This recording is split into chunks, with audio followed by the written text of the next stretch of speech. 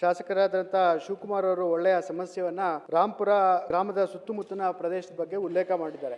ಆದರೆ ನಾನು ಉಲ್ಲೇಖ ಮಾಡ್ತಿರೋದು ಇದು ಸಮಸ್ಯೆ 18 ರಾಜ್ಯದಲ್ಲಿ 18 ಜಿಲ್ಲೆಗಳಲ್ಲಿದೆ ಮಾನ್ಯ ಸಭಾಪತಿಗಳೇ.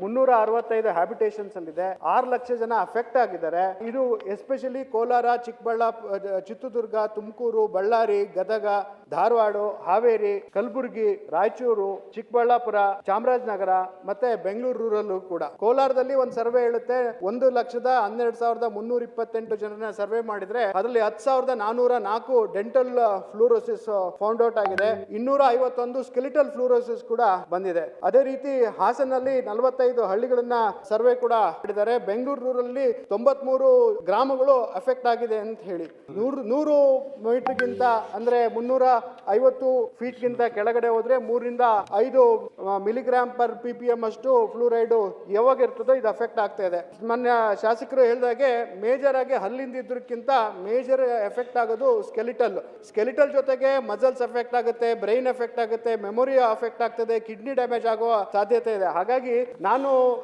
ಮಾನ್ಯ ಸಚಿವರಿಗೆ ಕೇಳೋದಿಷ್ಟೇ, ಇದು ಏನೇನು ಮೆಜರ್ಸ್ನ ಬರೀ ಅದೊಂದೇ ಗ್ರಾಮದಲ್ಲೆಲ್ಲ ಬೇರೆ ಬೇರೆ ಕಡೆ ಏನೇನು ತಗೊಂಡಿದ್ದೀರಾ, ಅದನ್ನ ನೀವು ಒಳ್ಳೆ ನೀರನ್ನ ಸಪ್ಲೈ ಮಾಡೋದಕ್ಕೆ ಏನ್ ಸರ್ಕಾರದ ನಿಲುವು ಅಂತೇಳಿ. ಬಹಳ ಮುಖ್ಯವಾಗಿ ಈ ತರ ಟೆಸ್ಟಿಂಗ್ ಮಾಡಲಿಕ್ಕೆ ವಾಟರ್ನ ಟೆಸ್ಟಿಂಗ್ ಮಾಡೋದಕ್ಕೆ ಇದಕ್ಕೆ ಪ್ರತಿ ಜಿಲ್ಲೆಗೊಂದು NABL ಅಕ್ರಿಡೇಟೆಡ್ ಲ್ಯಾಬ್ ಆಗಬೇಕು. ಅದು ಬಹಳ ಮುಖ್ಯವಾಗಿ, ಯಾಕೆಂದ್ರೆ ಅದಕ್ಕೆ ಒಂದು 2 ಕೋಟಿ ಖರ್ಚಾಗ್ತದೆ ಮಾನ್ಯ ಸಭಾಪತಿಗಳೇ.